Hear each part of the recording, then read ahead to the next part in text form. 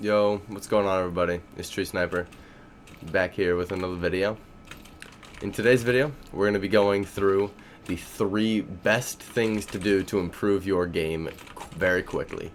These are things that you don't really have to think about too much, that don't require crazy amount of skill. These are 3 simple things that can improve your game in a lot of ways really quickly. Let's jump right into it. The first way that we can improve our game is through movement swap, and what I mean by that is if you're running with your gun, right, you only have a certain amount of mobility with that gun, and the mobility on a gun can be found in the loadout section. When you click on a gun and are looking at a specific gun, you can see it in the stats. It'll say mobility and the number. Anything really below 100, which is most guns, which means that with a knife you are traveling faster. And mobility is everything in a movement-based game. This game is very movement-based, so if you're moving slower than somebody else, it's not going to be as good for you. You're going to lose a gunfight, possibly just because of how fast you're moving. So what we can do is we can simply, when we're not engaging anybody, just swap to our knife and run with our knife. This allows you to super jump higher. This allows you to do a lot of different things. Run around faster, just do everything basically faster. And then you can swap. What I personally do is I'll hit 3 on my keyboard because I don't have to get off of W or shift with my fingers. I can just rotate my hand up and hit 3. And then to switch back, I can't switch to my knife from hitting scroll wheel backwards. So if I have my knife out and just do a quick little burst of the scroll wheel, I instantly get my gun back. Just boom. I don't have to touch anything. Just boom, straight to the gun, and you can do that right after, and it works really well. So all in all, just take your knife out when you're not shooting somebody and you're just running around trying to do movement. It's a lot easier to do it. Now you don't need to do it always, right? If I'm in a gunfight right here, I'm not taking my gun out to super jump off of this, right? I'm not taking my knife out. I'm super jumping with my gun because you're still gonna get pretty high, right? The gun doesn't have 50 mobility; it has like 93 or something. You're still gonna go a good bit, but you could go higher with a knife. But in a gunfight situation, it's not worth it to swap off of your gun because what happens if they push you and you have your knife out? Low key, you're caught with your pants down in that situation. I'm not gonna lie. For number 2. Huge thing here, the jump slide. If you don't know what this is, it is quite literally exactly what it sounds like. You jump and slide in the air. Now I did it pretty slow there. You can do this basically as soon as you jump. You can go boom, jump slide, jump slide. This allows you to have a slight arc to your slide. So if you jump around a corner, it's harder to track, right? If you just slide around a corner, you're moving a lot slower. But if you jump slide, you have the sprint speed until you hit the ground, which a lot of people don't know that. That's why jump slide is so powerful, because if I jump slide, right, I make it to this wall. If I just slide, I start slowing down and reach that wall a lot slower. I barely reach it, right? But if you jump slide, you get to places a lot quicker, and your body profile is smaller, and it's in the air on an arc a little bit, so it's way harder for people to hit. And a side bonus, if you don't feel like aim training like me, I get bored to death with aim training. I can't spend more than 15 minutes in Kovacs or Aim Labs, whichever aim trainer you think about using, whichever one you have. I can't do it for longer than 15 minutes. It's just so boring. I'm not doing anything but moving my mouse. It's so repetitive. I just can't do it.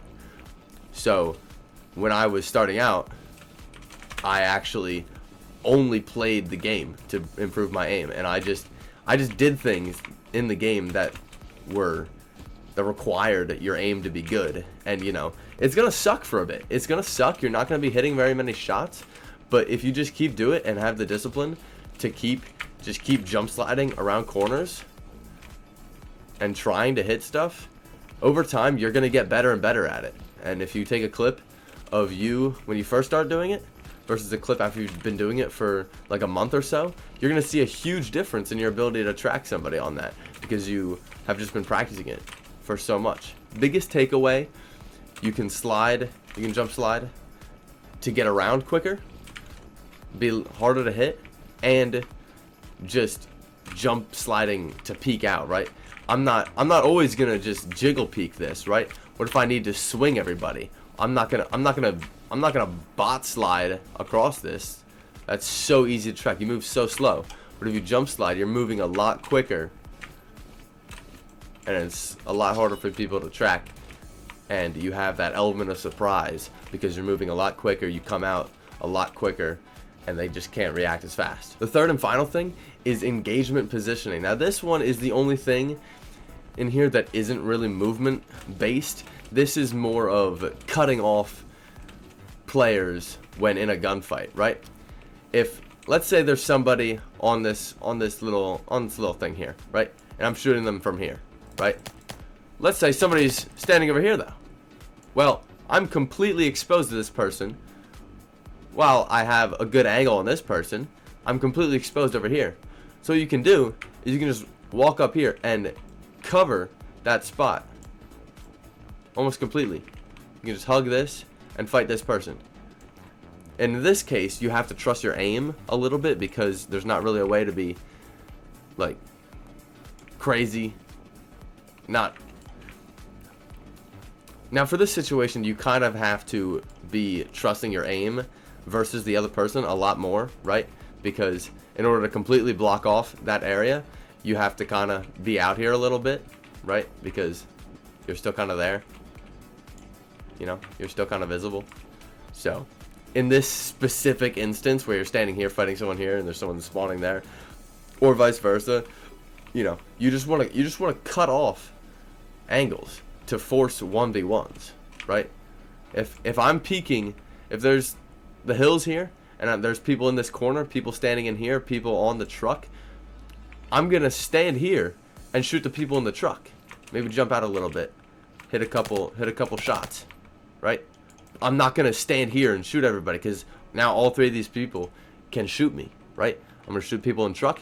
I'm gonna back up, shoot the people out here. Then I'm gonna come down and shoot these people. Or if I really need to, I can just come down here, slide over this, and now I have this position where I've already killed these people. I've killed these people. Now I'm in an awkward position for these people to fight, right? These people are put in a super weird position where they're getting shot from all around here, but then I'm also right here shooting them, and it's just easy kills. Biggest takeaway from this one, just cut off other players and force 1v1s. You don't need, if you're peeking this, you don't need to fully peek everybody. You can peek just one person at a time. So to conclude everything, let's go over what we learned in this video. We have the movement swap. If I'm running across the map, I don't want to run with my gun out. I want to have my knife out. I should have mentioned this earlier, but there are some guns that can get higher than 105 mobility, but that's just a couple cases that can do that. I think it's only 3 guns or so, or 3 primary guns that can do that really, so it's not really worth it. But if that's what you're using, then yeah, that'll happen, and you don't need to run it with your knife out. But for the other 98% of guns in the game, you want to run out with your knife when you're running across the map, because you don't need your gun out always, and you move a lot quicker with your knife. Second thing was the jump slide. Instead of just sliding out from positions to peek people, you can jump slide and carry the speed at which you were when you were sprinting until you hit the ground, and that's just a normal slide. But that increase of speed and peeking really gets you the upper hand, and you are now this floating cube on an arc that people have to track, and you're moving very quickly, which becomes very difficult for people to kill you. And then on a plus side, if you're not good at aiming, this is basically aim training for tracking. You just keep doing it, and over time your tracking will get better. And the third thing we just talked about was the engagement positioning, cutting off other players to force 1v1s. Basic rundown of it was I don't need to peek everybody to shoot one player. I can cut off different angles to shoot one person, then I can shoot another person, and then shoot the other person. You don't need to peek everybody all at once. That's gonna do it for this video. I know it was a little bit of a shorter one, but you know, really just wanted to get down a couple things that I think people don't talk about enough, and that can really change your game. So if you like videos like this, comment down below what things I should cover in another video. And if you like this type of video, please, I don't know, consider subscribing. At this time of recording, I need 99 more before I get 1,000 subscribers. I have no idea what I'm going to do for 1,000 subscribers. Probably nothing. Probably just a fun stream, maybe. Maybe I face reveal, maybe not. I don't know. Really depends. I'd have to get a webcam though. I do not want to use my phone for a webcam forever. That's going to be it for me. Hope you guys enjoyed, and I'll see you next time. Later.